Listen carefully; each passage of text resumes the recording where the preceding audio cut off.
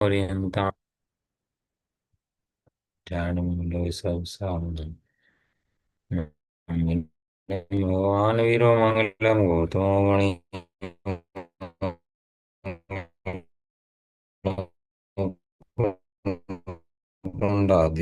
धर्मोस्तु मंगलम सर्वधर्मणां जय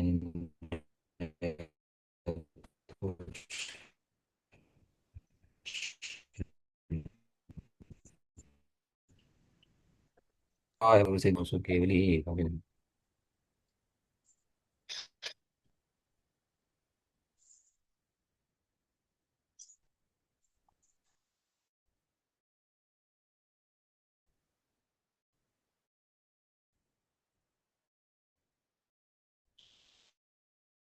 इस चल रही हैं जिसके अंदर हमने गाथा पढ़ ली। गाथा का अर्थ भी पढ़ लिया था। अब गाथा को डेली रिपीट नहीं करेंगे क्योंकि गाथा 15 हैं इकट्ठी और गाथा को आएगा, समय निकल जाएगा। तो आपको पढ़नी हो अगर गाथाएं तो आप अलग से गाथाएं पढ़ सकते हो। अभी जो अपन लोगों ने गाथाएं पढ़ी थी अपनी 15 गाथाएं, उनके ऊपर आचार्य अमृत चंद देव की लिखी हुई टीका पढ़ रहे हैं अपन लोग। सीधे टीका पर ही आ रहे हैं कि टीका में आचार्य देव क्या कहना चाहते हैं। तो टीका। श्रुत अर्थात वचनात्मक द्रव्य श्रुत ज्ञान नहीं है, क्योंकि श्रुत अचेतन है, इसलिए ज्ञान के और श्रुत के व्यतिरेक अर्थात भिन्नता है। शब्द शास्त्र। शास्त्र ज्ञान नहीं है। गाय। एक गाय है सामने, खड़ी है गाय, वो उसे बोलते हैं अर्थ गाय। एक गाय, आपने लिख दिया शब्द या आपने चित्र बना दिया उसका, उसको बोलते हैं शब्द गाय। एक गाय जो ज्ञान के अंदर बनी, उसे बोलते हैं ज्ञान गाय। तीन चीजें हैं, शब्दार्थ, अर्थार्थ और ज्ञानार्थ। तीन चीजें। ये शास्त्र आदि सामने हैं, एक तो ये वस्तु ही। एक शास्त्र शब्द जो है, ये शास्त्र की फोटो बनाई, कुछ बनाया जहाँ शास्त्र नहीं है लेकिन शास्त्र की फोटो आदि हैं, एक वो शास्त्र है। और एक ज्ञान के अंदर बनने वाला एक ज्ञेय है और संबंधित, एक वो शास्त्र है। तीन शास्त्र हैं यहाँ पर। कुछ भी विषय में लगा लो आप, वहाँ तीन चीजें मिलेंगी आपको। एक तो वस्तु, एक वस्तु का शब्दात्मक वर्णन, चित्रात्मक वर्णन, जो भी कहो। और एक ज्ञान, ज्ञानात्मक वर्णन। तीन तरह से वर्णन वस्तु का आएगा। हम्म। हमारी चाबी खो गई भैया, चाबी ढूंढो भाई साहब, चाबी खो गई। अब चाबी खोज रहे हैं। चाबी खोई कि चाबी का ज्ञान खोया? अभी चाबी खोजने के लिए भाग रहा, भाई शांति से बैठ जा 5 मिनट के लिए, और शांति से बैठ के विचार कर कहाँ गया था, कहाँ रखी थी, कहाँ कहाँ छोड़ी थी। अब वो याद कर रहा है उसको, हाँ हाँ मैं यहाँ गया था, ऐसे गया था, यहाँ रखी थी और वहां मिल गई। तो ऐसा करने से वो चाबी मिली कि चाबी का ज्ञान मिला कि वस्तु में कोई दिक्कत नहीं है, वस्तु खोई भी नहीं है, वस्तु में कुछ बिगड़ा भी नहीं है। तो कहाँ खोया है और कहाँ बिगड़ा है, वो तेरे ज्ञान के अंदर ही खोया है और ज्ञान के अंदर तूने बिगड़ा हुआ मान लिया है। अभी चाबी ढूंढने के लिए चाबी में कुछ नहीं करना, अपने ज्ञान को दुरुस्त करना। ऐसे ही वस्तु कोई खोई नहीं है, वस्तु के संबंध में विपरीत मान्यता कर ली हैं और उसके चक्कर में तो ढूंढता फिर रहा है वस्तु कहाँ है, कहाँ है, कहाँ है। वस्तु तो कहीं भी नहीं है। वस्तु को मिथ्या नहीं कहते, वस्तु के संबंध में विपरीत ज्ञान को मिथ्या कहते हैं। क्यों? क्योंकि वस्तु कभी मिथ्या होती नहीं है। वस्तु कभी मिथ्या होती नहीं। ये जिनवाणी ज्ञान है कि नहीं है, कि एक अपेक्षा से ज्ञान कहा जाता है शास्त्र ज्ञान है भैया, एक है शास्त्र ज्ञान नहीं है। तो क्या क्यों कहा जाता है कि शास्त्र निमित्त है ज्ञान का, इसलिए निमित्त की अपेक्षा से ज्ञान कहा जाता है। एक वो शब्द शास्त्र लिखा है, जिनवाणी लिखी है, पूजा कर रहे हैं, भक्ति कर रहे हैं, वो शास्त्र है कि नहीं है? कि निमित्त की अपेक्षा से उसको शास्त्र कहा जाता है। तो वास्तव में शास्त्र कहाँ है? कि ज्ञान के अंदर जो शब्द बने हैं वो वास्तव में शास्त्र तो वहां पर है।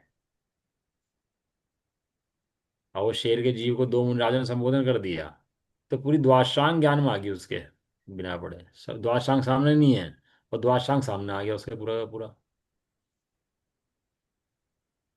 तो इसलिए कह रहे हैं श्रुत अर्थात वचनात्मक द्रव्य श्रुत, जो वचन बोले जा रहे हैं ये हैं, इसको भी शब्द में मानो। ये वचन जो बोल रहे हैं ना अपन लोग, ये भी शब्द ही है। लिख दिया, चित्र बना दिए, शब्द बोल दिया, ये सब शब्द जो सामने रखा है, शास्त्र, ये शास्त्र, ये शब्द शास्त्र। इनमें ज्ञान नहीं है, शब्द इन इस शास्त्र के अंदर भी ज्ञान नहीं है, शब्दों के अंदर भी ज्ञान नहीं है, और लिख दिया शास्त्र आदि उस शब्द के अंदर भी ज्ञान नहीं है, क्योंकि ये तीनों ही अचेतन है। ये जानने में जीव के कुछ और थोड़ा ना आता है, जानने में जीव के ज्ञान ही आता है। शास्त्र जानने में नहीं आता, शास्त्र के जानने के काल में भी ज्ञान जानने में आता है। जीव शास्त्र को नहीं जानता, जीव अपने ज्ञान को ही जानता है। लगता है ऐसा शास्त्र को जानते हैं, हम तो इन्हें जानते हैं भैया, मतलब पत्नी जानते हैं, मतलब मकान जानते हैं, धन जानते हैं। तू किसी को जान सके ऐसी व्यवस्था नहीं है। तुझे अपने से बाहर निकलने की व्यवस्था, स्वतंत्रता नहीं है। तू रहेगा तो अपनी सीमा के अंदर ही रहेगा, अपनी सीमा से बाहर जा सकता नहीं है। गर्म पानी में नहा के क्या?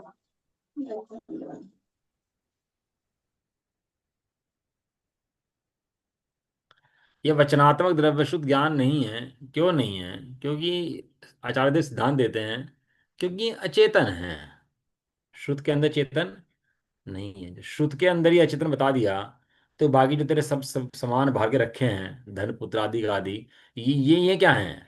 तो शुद्ध को जो सबसे निकट का शुभ भाव है, उसे ही अलग कर दिया, तो बाकी सब तो अलग हो जाएंगे ना, ये सब चीजें। जब बाकी सब अलग रह जाएंगे। जब प्रतिमा पूछता है ना, प्रतिमा को पूछता है तो कहता है भैया एक इंद्रिय है, पत्थर है, प्रतिमा एक इंद्रिय का पत्थर होता है, एक इंद्रिय को नहीं पूछना चाहिए, प्रतिमा नहीं पूछनी चाहिए। वो बात तो बराबर है, चल तेरी बात मान ली कि अब तू अपने आत्मा को पूछ, एक इंद्रिय को मत पूछे। लेकिन जो तेरे बाकी जो ये पत्नी बच्चे तो ये घूमते हैं, ये सब के सब, ये एक इंद्रिय, ये कौन है? ये पत्थर है कि ये जीव है? वहां प्रतिमा पत्थर दिखाई दे और इनमें जान दिखाई दे, ये कौन सा न्याय हुआ भाई?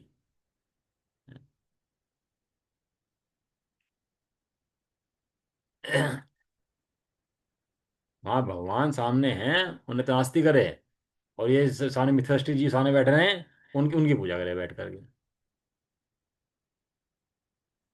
क्योंकि शुद्ध अचेतन है, इसमें चेतन नहीं है, चेतन का अंश भी नहीं है, चेतन की परछाई भी नहीं है।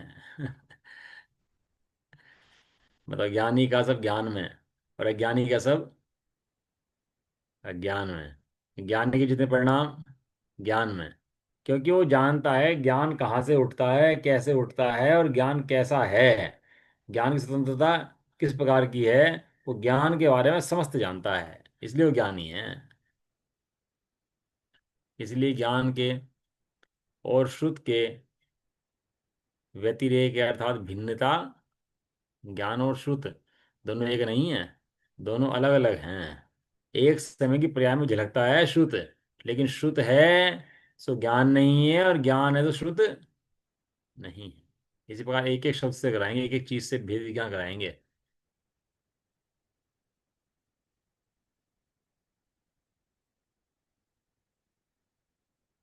शास्त्र पूज्य हैं और ज्ञान परम पूज्य है।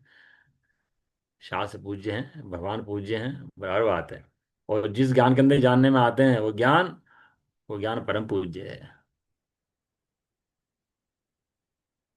कह रहे हैं शब्द ज्ञान नहीं है, क्योंकि शब्द पुद्गल द्रव्य की पर्याय हैं, अचेतन है, इसलिए ज्ञान के और शब्द के व्यतिरेक हैं, अर्थात भेद हैं। शास्त्र हैं, सामने रखे हैं, और शास्त्र के अंदर शब्द हैं, शुभ शब्द हैं, अशुभ शब्द हैं, सत्य शब्द हैं, असत्य शब्द हैं। ये शब्द किसकी पर्याय हैं? ये सब पुद्गल द्रव्य की पर्याय हैं। सत्य बोलने से पहले सत्य समझना आवश्यक है। नहीं तो कुछ भी बोल देगा, कुछ भी समझ लेगा, और कहीं भी चला चला जाएगा। शब्दों के अंदर ज्ञान नहीं है, शब्द बोले जा रहे हैं, इनके अंदर कहीं भी ज्ञान मिल सकता नहीं है, क्योंकि ये पुद्गल द्रव्य के पर्याय हैं।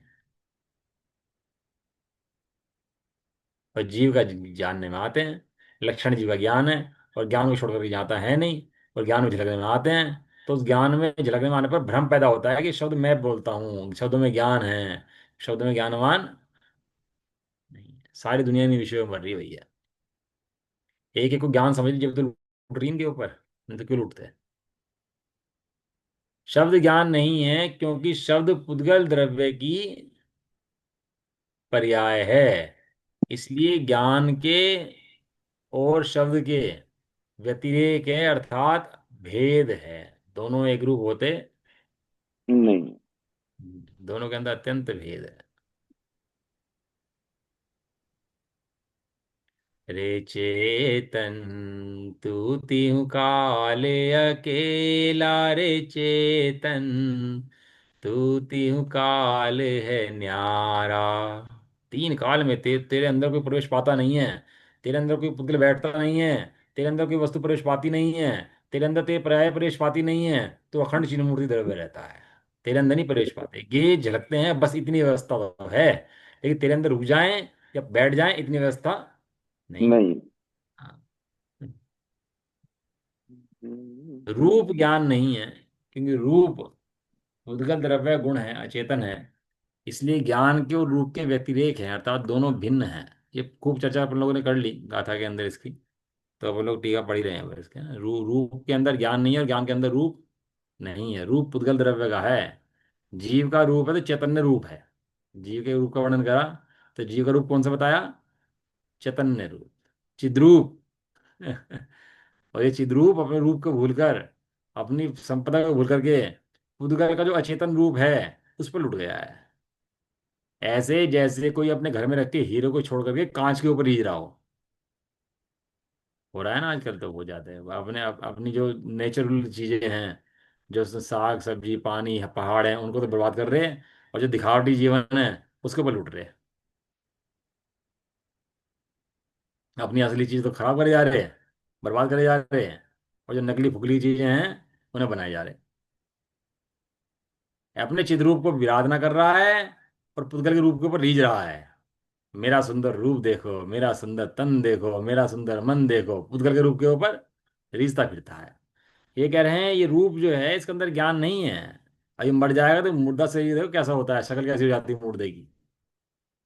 क्योंकि रूप पुद्गल द्रव्य का गुण है, अचेतन है, इसलिए ज्ञान के और रूप के व्यतिरेक है, अर्थात दोनों भिन्न भिन्न हैं। दोनों एक में कभी भी है नहीं।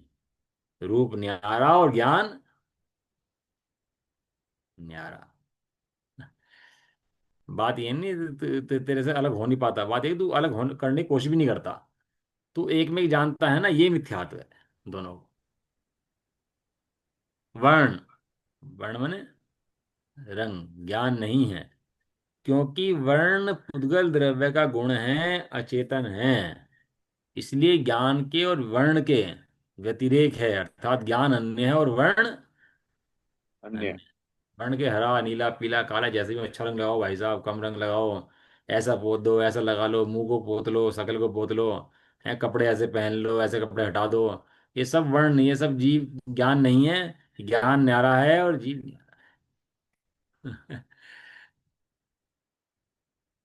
बात ये नहीं सभी कपड़े पहन ले अपने और ब्रह्मचारी बन जाए, तो ठीक है। ये बात ये है कपड़ा रूप मैं नहीं हूँ और मैं कपड़ा रूप नहीं होता, कपड़ा मुझ रूप नहीं होता। ये कपड़े का रंग मेरा नहीं है और मैं कपड़े के रंग में नहीं, दोनों ही अलग अलग हैं। गंध ज्ञान नहीं है क्योंकि गंध उद्गल द्रव्य का गुण है, अचेतन है, इसलिए ज्ञान के और गंध के व्यतिरेक है, भेद है, भिन्नता है।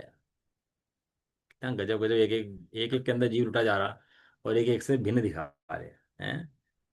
गंध के अंदर कैसा वो भोरा लुट जाए, किसी में हाथी लुट जाए, किसी में मछली लुट जाए, किसी में मच्छर लुट जाए, किसी में हिरण लुट जाए, और ये संगीत पंचेंद्रिय पांचों में लुट जाए। ऐसा है।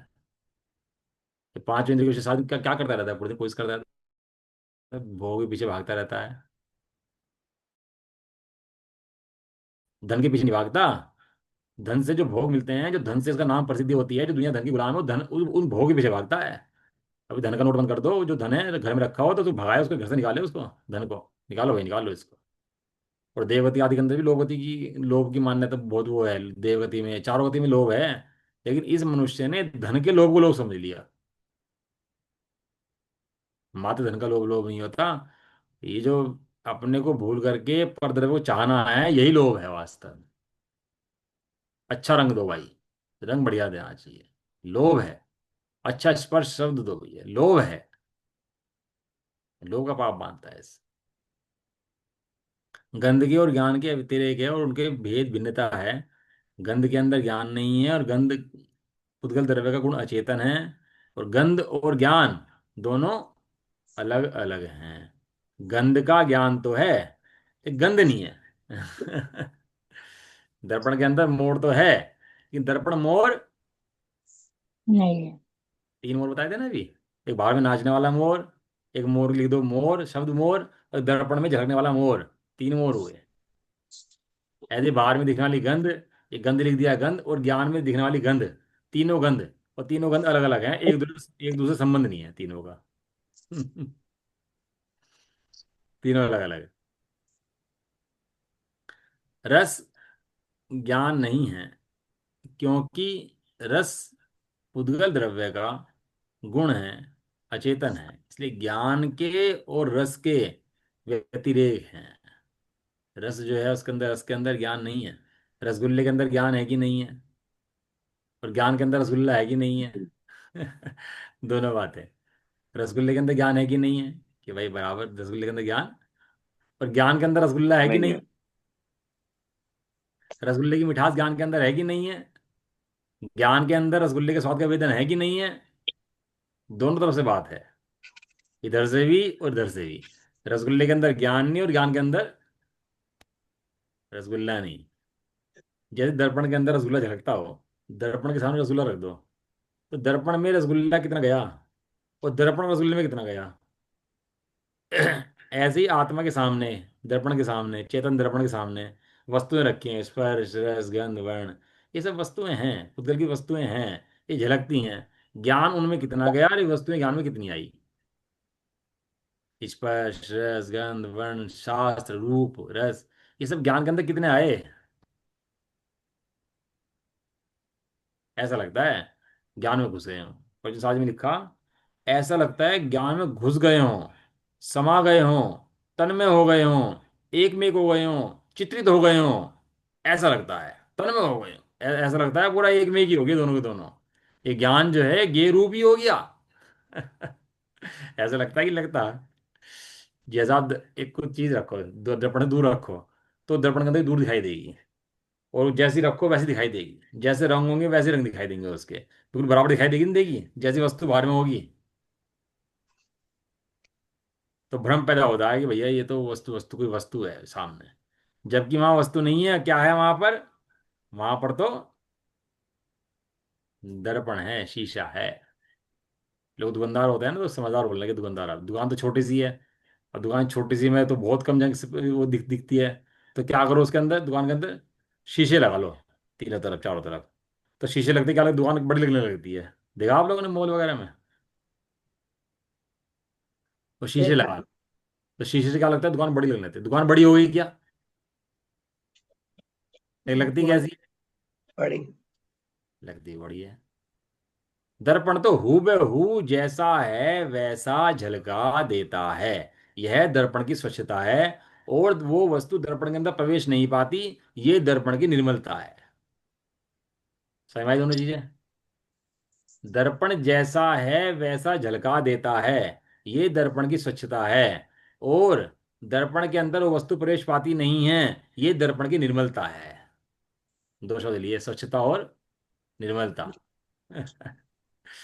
और राजा का फोटो रखा, राजा ने कहा फोटो बनाओ भाई मेरा, जैसा मैं हूँ वैसा फोटो बनना चाहिए भाई, बिल्कुल देखो, मैं बिल्कुल फोटो में कोई करेक्शन नहीं आनी चाहिए। फोटो बनाया एक ने कि भाई थोड़ा कान छोटा है, दूसरे बनाया इसमें थोड़ी नाक सही नहीं है। अनेक फोटो बनाए, वैसा का वैसा फोटो कैसे बने बताओ। कुछ ना कुछ तो कमी इसमें रहेगी ना फोटो बनने के अंदर। बिल्कुल वैसा फोटो बन सकता है क्या, जैसा राजा है बिल्कुल सेम ऐसा ही फोटो बना दे कोई, बन सकता है क्या। एआई भी बनाएगा तो भी नहीं बन सकता। सेम ऐसे एडिट फोटो तो पकड़ में आ जाता है वो भी कि नहीं भैया ये ऐसा नहीं। क्या सेम फोटो बनाओ। एक समझदार था चित्रकार, उसने क्या करा, दर्पण लाया, राजा के सामने दर्पण रख दिया, कहने लो जी आपका हूबहू फोटो। राजा देख कर बड़ा खुश हुआ, कहने लगा हाँ ये सही है। अब बताओ राजा का फोटो हूबहू है कि नहीं हो, बिल्कुल कुछ फर्क है उसके अंदर।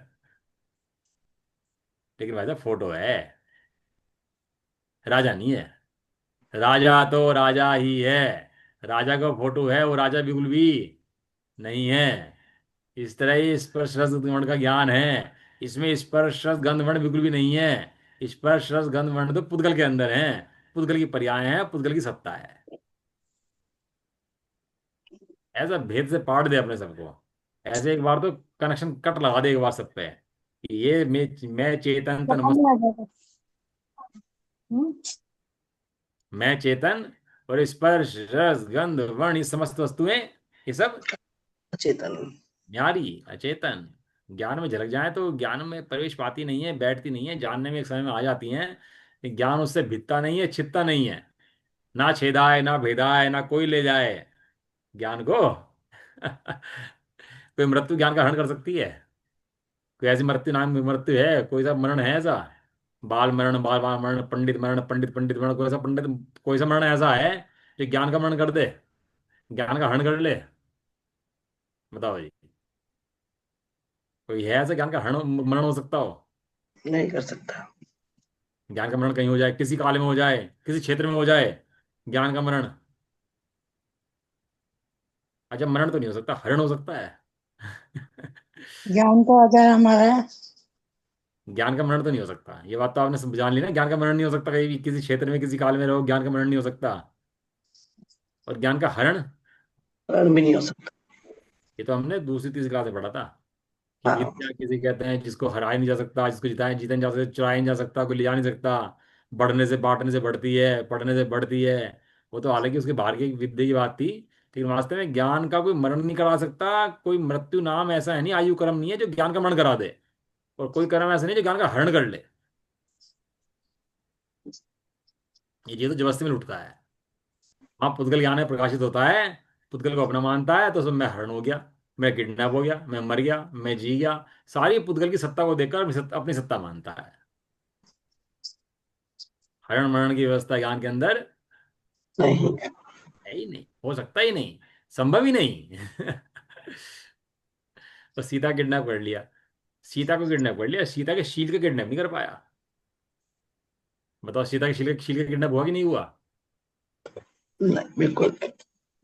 बताओ, उस महल के अंदर बैठी, वो रामचंद्र जी तो जंगल में घूम रहे, वो इतना बड़ा महल, इतनी सारी रानियां, इतनी संपदा, 3 खंड का अर्धचक्री, इतना वैभव का धारी, वो रावण उसके शील को थोड़ा सा भी चलामान चलायमान कर पाया?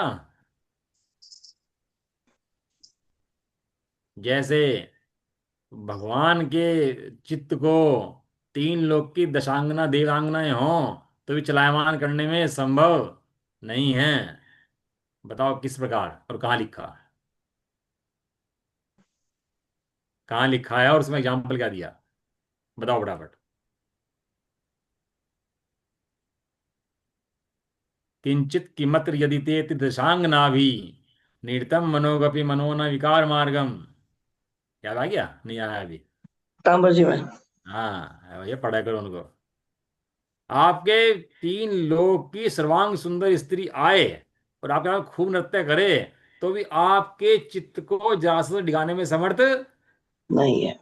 नहीं है। किस प्रकार? बताओ क्या लिखा उसके अंदर, किस प्रकार? नहीं पता? इस तरह पढ़ा पढ़ा तो करो है, जिस याद तरह जिस तरह नहीं, से पढ़ा याद रहे। तो है, याद नहीं रहा। इस तरह पढ़ो जिस तरह याद रहे, अपने हित के लिए पढ़ोगे तो बिल्कुल याद रहेगा, बराबर याद रहेगा, एक शब्द याद रहेगा।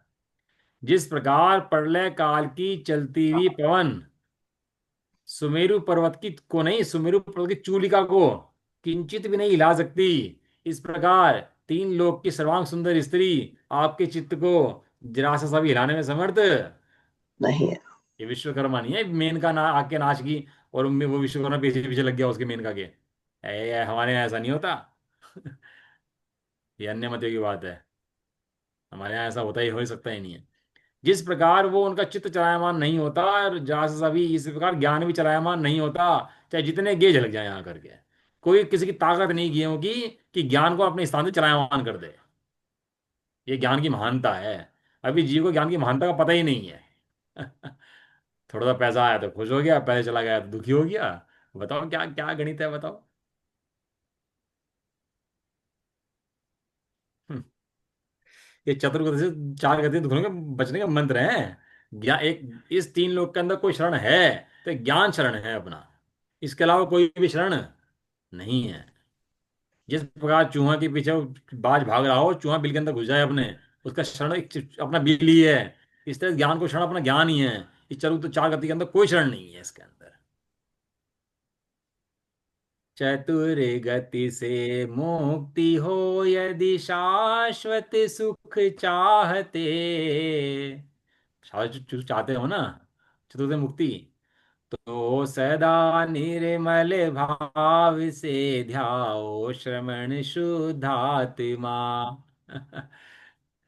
यदि वास्तव में दुख से दुख दुख परिमुखम, परिमुखम माने परिमुक्ति चाहते हो, दुख से मुक्ति चाहते हो, तो शुद्धात्मा अंगीकार करो भैया। ये शुद्धात्मा के पाए बिना आज तक किसी ने मुक्ति पाई है नहीं। रस के अंदर ज्ञान नहीं है और ज्ञान के अंदर रस नहीं है, क्योंकि रस पुद्गल द्रव्य का गुण है, अचेतन है। इसलिए ज्ञान के और रस के क्या है, व्यतिरेक है। रस अलग है, ज्ञान अलग है। रस के अंदर ज्ञान नहीं जाता और ज्ञान के अंदर रस नहीं जाता। व्यतिरेक माने क्या होता है? अलग अलग, भेद अलग। भिन्न, भेद है, भिन्नता है, अलग अलग है। दोनों एक दूसरे में प्रवेश पाते नहीं है। जहां जीव लुटा बैठा वहीं से भेद विज्ञान कराते हैं। जहां अपनी सत्ता सत्ता मान रहा, वहीं से भेद विज्ञान कराते हैं भैया। इस विषय के अंदर क्या रखा है जो तुम्हें मजा आता है? ये लूटने वाली, तेरे खसोटने वाली, क्या तेरे एक क्षण के क्या मजा आता है नशे के अंदर? तो क्या मजा आता है? ये हीरोइन और ड्रग चाटता है, तुझे क्या मजा आता है इसके अंदर? अब अपन लोग नहीं खाते ना, तो अपन लोग को पता लगता है कि पुड़िया उड़िया तंबाकू खाते हैं, क्या मजा आता है इसके अंदर, पता नहीं क्या क्या करते हैं ये, खाते रहते हैं बैठे पूरे दिन। क्या मिलता है इसके अंदर? क्यों भैया? पैसे की बर्बादी, सेहत की बर्बादी, परिवार की बर्बादी, समाज की बर्बादी, दीवार गंदी करता फिरे, कूड़ा फैलाता फिरे सारे में। नशाखोरी को चैन नहीं है भैया कहीं। नशाखोर चैन से नहीं बैठ सकता, इस तरह ये पुद्गल का नशा चढ़ाए बैठा रहता है, चैन से बैठ सकता नहीं कहीं। स्पर्श ज्ञान नहीं है, क्योंकि स्पर्श उद्गत द्रव्य का गुण है, अचेतन है। इसलिए ज्ञान के और स्पर्श के व्यतिरेक है। व्यतिरेक हैं। मिलाओ मिलाओ, ठंडा पानी लाओ भैया, ठंडा पानी पियेंगे भैया, बहुत गर्मी पड़ रही है। अब गर्म पानी दो भैया, सर्दी पड़ गई है, गर्म पानी दो। अरे स्पर्श के विषय और ज्ञान का विषय, दोनों के विषय ही अलग अलग हैं। दोनों का विषय एक है ही नहीं। जो तो समझता है ना दोनों के विषय एक हैं, दोनों के विषय अलग अलग हैं, दोनों की सत्ता अलग अलग हैं, वस्तु ही अलग अलग हैं दोनों की दोनों। अरे कर्म ज्ञान नहीं है, क्योंकि कर्म अचेतन है। इसलिए ज्ञान के और कर्म के व्यतिरेक हैं। अभी कर्म नहीं पता था ना, तो अब कर्मों का पता लग गया इसको कि कर्म ऐसे ऐसे होते हैं। तो कर्मों को जी मानने लगा, क्योंकि तेरे कर्म को जाएगा, बांध ले खूब बेटा। तू मुझे वो सता रहा है, वो तू ही कर रहा है, तेरा भी कर्म को जाएगा, कर्म तुझे देखेंगे, नरक में जाएगा तू पक्का। सबका निर्णय करता फिरता है कर्मों से अब। कर्म जान लिया ना इसने। ये कहते हैं कर्मों के अंदर जीव नहीं है, ज्ञान नहीं है, आत्मा नहीं है, क्योंकि कर्म अनात्मा है, अचेतन है। और ज्ञान और कर्म अलग अलग हैं, ज्ञान ज्ञान है और कर्म, कर्म है। हाँ ऐसा। धर्म माने धर्म द्रव्य, ज्ञान नहीं है क्योंकि धर्म अचेतन है। इसलिए ज्ञान के और धर्म के व्यतिरेक हैं। अधर्म, अधर्म द्रव्य, ज्ञान नहीं है, क्योंकि अधर्म अचेतन है। इसलिए ज्ञान के और अधर्म के व्यतिरेक व्यतिरेक। हैं। काल, काल द्रव्य, ज्ञान नहीं है, क्योंकि काल अचेतन है। इसलिए ज्ञान के, काल के व्यतिरेक है। आकाश द्रव्य, आकाश, ज्ञान नहीं है, क्योंकि आकाश अचेतन है। इसलिए ज्ञान के और आकाश के व्यतिरेक है। व्यतिरेक। सारे द्रव्य आ गए ना इसके अंदर, भूतगल धर्म अधर्म आकाश काल सब अलग हैं ज्ञान से।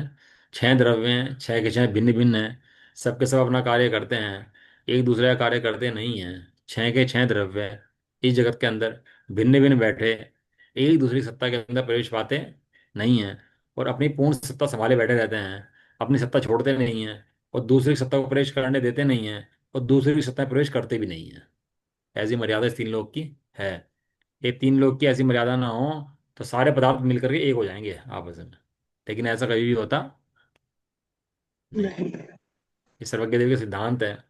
सर्वज्ञ देव के सिद्धांत है जिनके द्वारा जीव मोक्ष प्राप्त कर लेता है, सुख प्राप्त कर लेता है, ये भी सिद्धांत है सर्वज्ञ देव के। अध्यवसान ज्ञान नहीं है, क्योंकि रागादि भाव अध्यवसान भाव अचेतन है। इसलिए ज्ञान के और कर्मोदय की प्रवृत्ति रूप अध्यवसान के व्यतिरेक है। जो कर्म का उदय आता है और कर्म को उदय के में जीव जो परिणाम करता है, वे परिणाम अचेतन है और आत्मा चेतन है। कितना गजब का, मतलब गाथा के अंदर एक ही गाथा का गजब ढाते हैं। अध्यवसान तो जीव है ना। पहले कहा पुद्गल, नहीं भैया ये जीव नहीं है, ठीक है भैया। फिर कहा कि ये जो तुम्हारे कर्म है, ये जीव है, कि नहीं भैया ये भी जीव नहीं है। अच्छा, कर्म को उदय से होने वाले जीव के परिणाम, ये तो जीव है कि नहीं है? बताओ जी। कर्मों के उदय से होने वाले जीव के परिणाम जीव हैं कि नहीं है? जी कैसे कहते हैं, पाप के परिणाम तो पाप जीव करता है, और पुण्य के परिणाम तो जीव करता है। ये सब तो जीव ही करता है ना। अब गुणस्थान कौन चढ़ता है? गुणस्थान तो जीव ही चढ़ता है। और जीव मावना और जीव समाधि किसकी हैं? तो जीव की हैं। और लिखा भी है जीव, जीव की खोज, तो सब जीव के नहीं है। ये है समय सार की गजब बात। ये सब गुणस्थान जीव नहीं है। मग्गण गुण ठाणे ही, क्या कहा था आगे?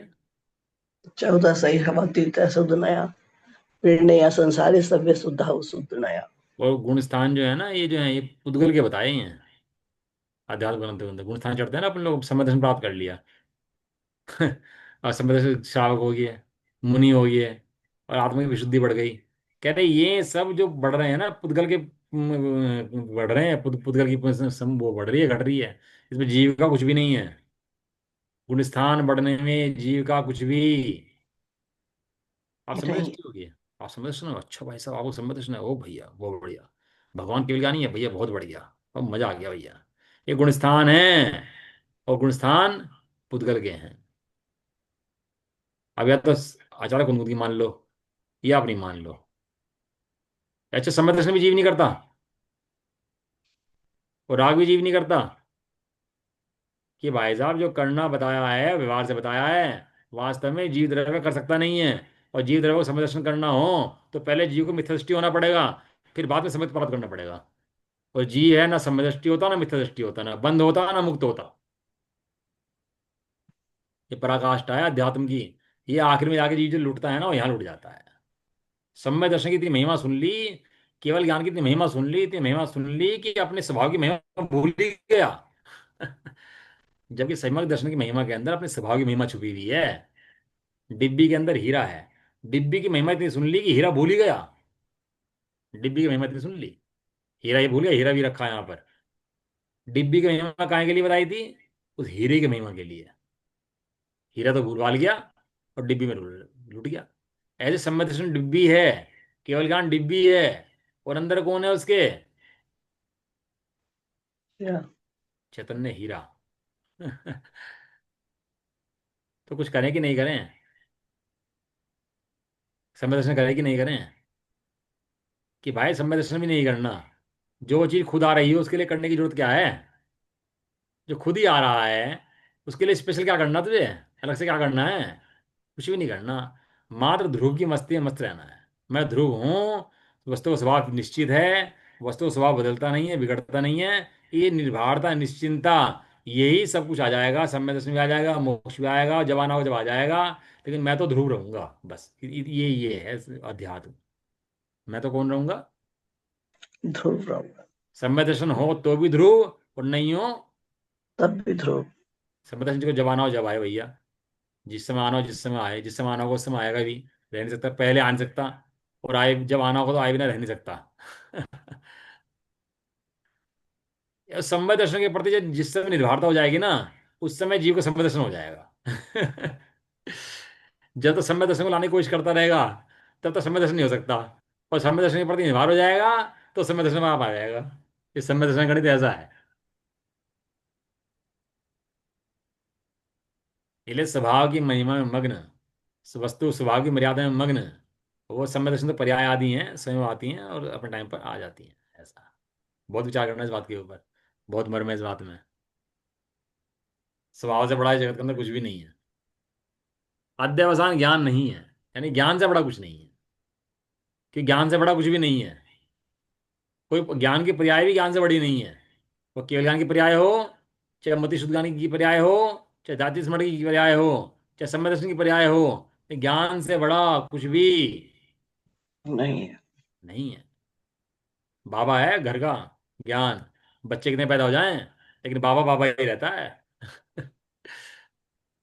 अरे अपन लोग ज्ञान इस घर का, आत्मा रूपी घर का बाबा है, सबसे बड़ा है। अध्यवसान ज्ञान नहीं है। समय हो गया है तो, क्योंकि अध्यवसान अचेतन है, इसलिए ज्ञान के और कर्मोदय की प्रवृत्ति रूप अध्यवसान के व्यतिरेक है।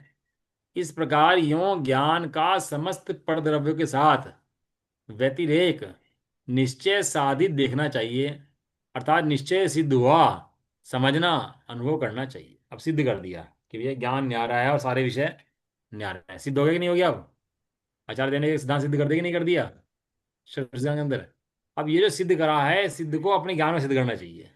एक होता है तर्क सिद्ध, और एक होता है ज्ञान सिद्ध। आगम सिद्ध, तर्क सिद्ध, ज्ञान सिद्ध, तीन सिद्ध होते हैं। आगम सिद्ध मैंने आगम में लिखा हुआ है, वो आगम सिद्ध है, लिखा हुआ है क्योंकि पढ़े ही नहीं। दूसरा तर्क सिद्ध, तर्क सिद्ध मैंने तर्कों से पढ़ा कि हाँ भैया ऐसा है, ऐसा है, ऐसा है, ये होता है तर्क सिद्ध। ये तर्क सिद्ध है, वो तर्कों से सिद्ध करता रहे और ज्ञान में प्रैक्टिकल लगाया नहीं तो उसका भी काम नहीं बनता। तीसरी है ज्ञान सिद्ध। कहाँ सिद्ध करे? ज्ञान में सिद्ध। ज्ञान में सिद्ध। अब आगम भी सिद्ध हो जाएगा, तर्क भी सिद्ध हो जाएंगे, और ज्ञान भी सिद्ध हो जाएगा, तीनों मिल जाएंगे तब सिद्धि है। वरना बातें बातें बनाते हैं, रटर लगा उसमें करता रहे, उससे सिद्धि नहीं होता। ज्ञान में प्रैक्टिकल भाषा है, उसका नाम ज्ञान सिद्ध। चलो जी, निज निधि निज में बताई। यह अनंत उपकार उसके लिए जिन वाणी माँ को। तो वंदना शत बार है। नमो नमो।